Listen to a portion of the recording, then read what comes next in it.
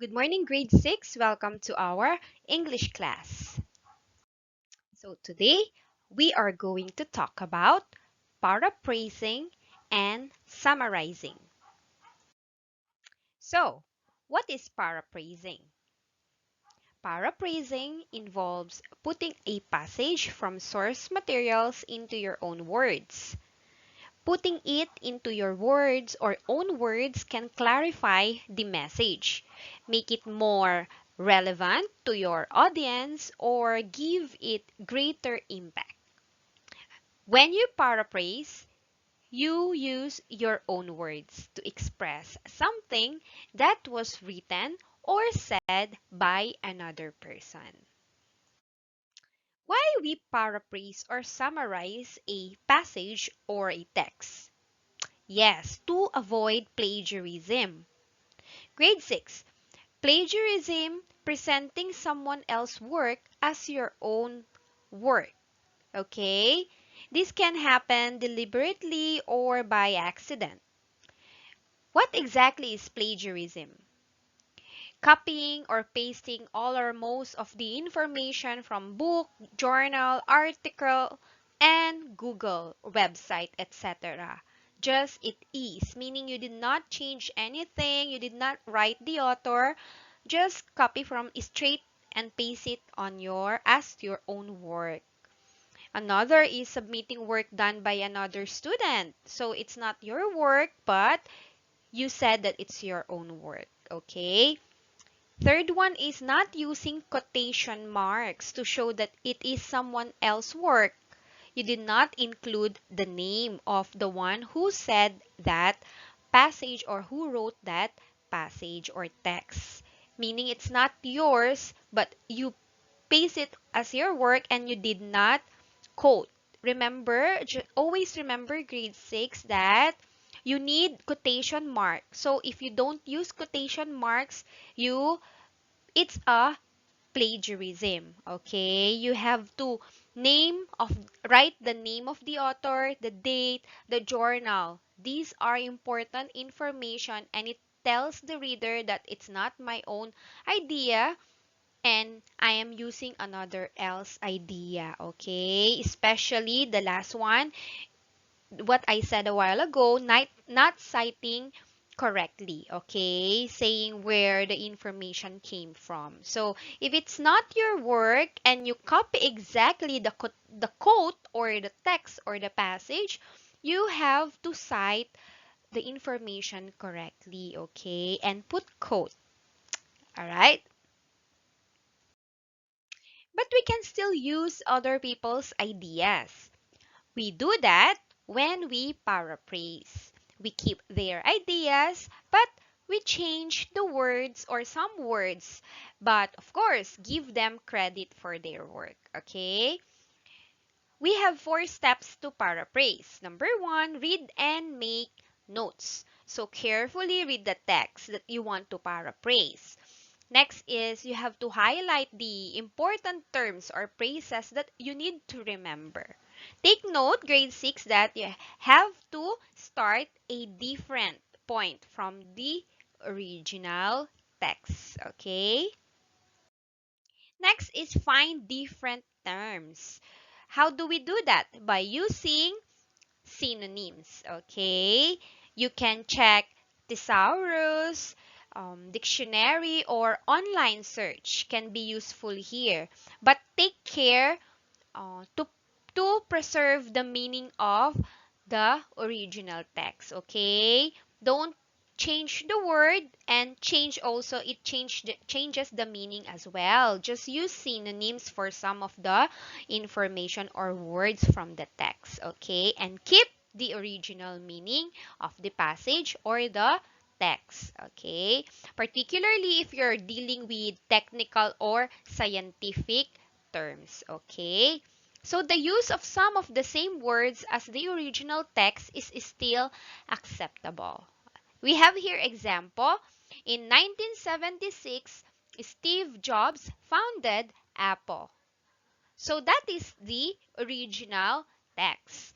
So we paraphrase it. Steve Jobs founded. You can use established or began as synonyms of the word founded.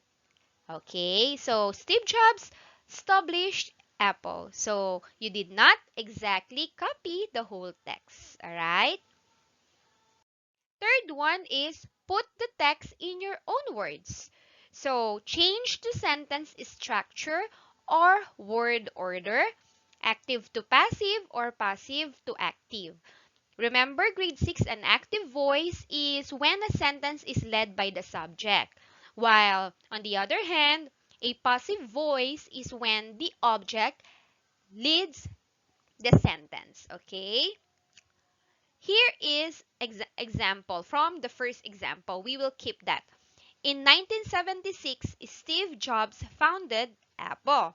That is the original text, right? So when we paraphrase a while ago, Apple was founded by Steve Jobs in 1976. As you see, we kept the key information here or the important information like Steve Jobs, 1976 and was founded. Okay? And lastly, check your work. Check your work by comparing it to the original text or passage. Alright? So here we have paraphrasing step by step. Remember, number one, read and understand. So you have to understand the sentence or the text that you want to paraphrase. Number two, mark or highlight key ideas. Okay, so highlight the key ideas or the important ideas that you do not need to change, like Steve Jobs, 1976. You cannot change those important information. Okay, you cannot paraphrase them. You cannot use other words to change them. All right.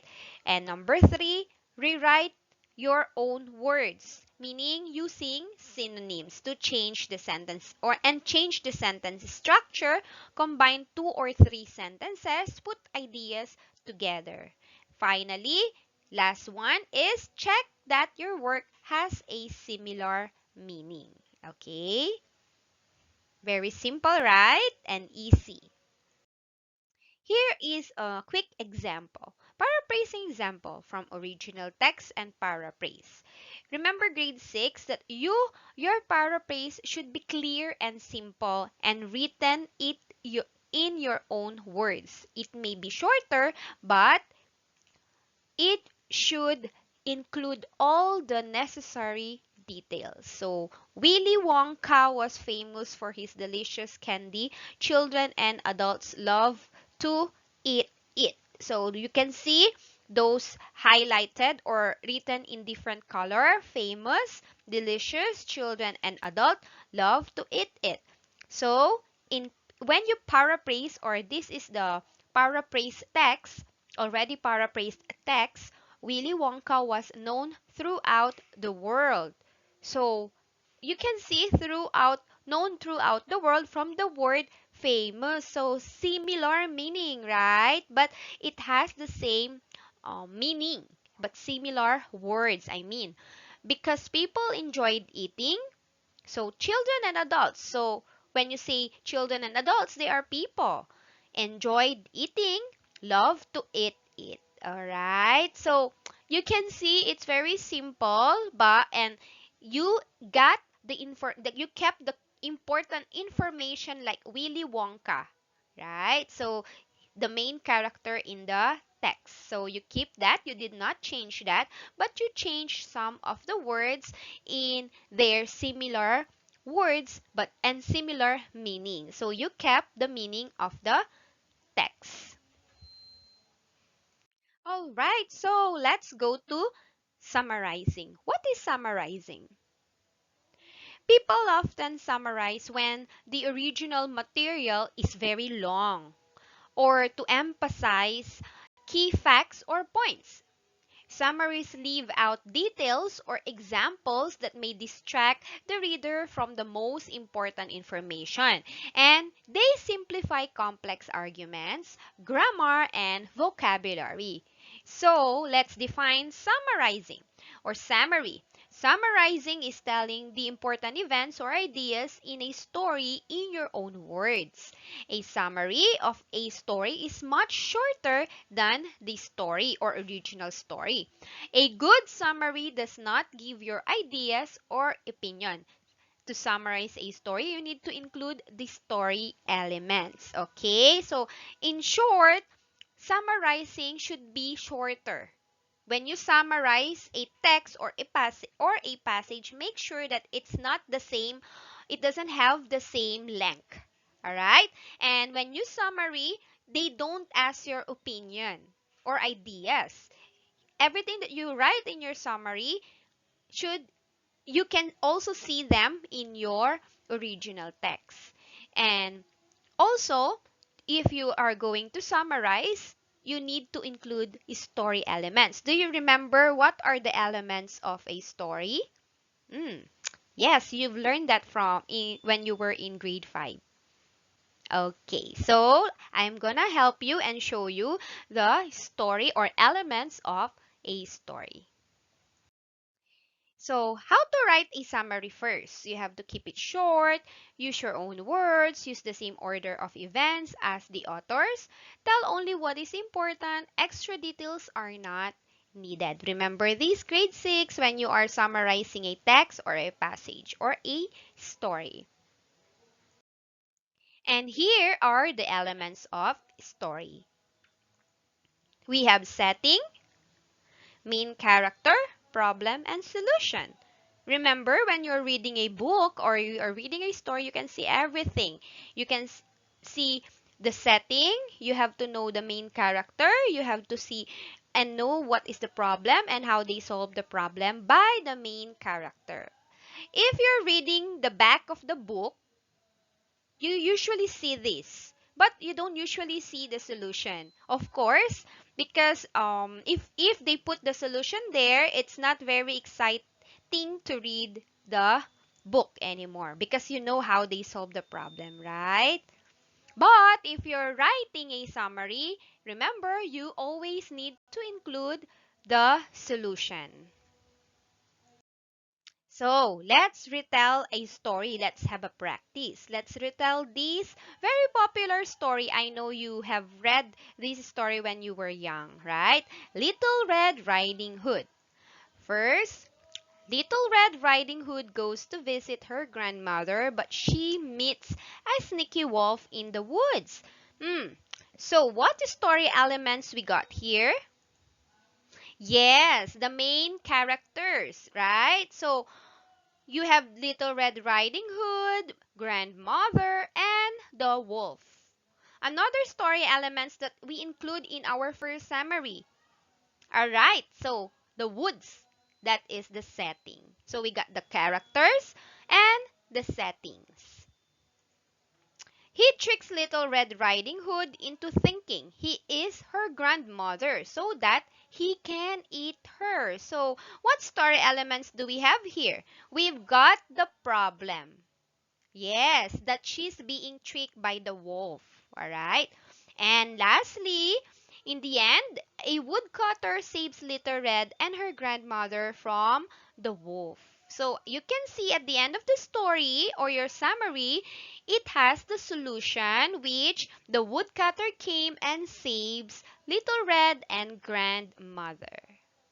So it's very simple, right? Grade 6, I know you can do that. Just follow the steps. So remember, a summary is a short retelling of the main idea of a story. A summary includes only a few important details, and you can use the story elements to summarize a story. Thank you once again, grade 6. I'll see you again in our next class or in our live discussion. And God bless, take care, stay safe. Bye!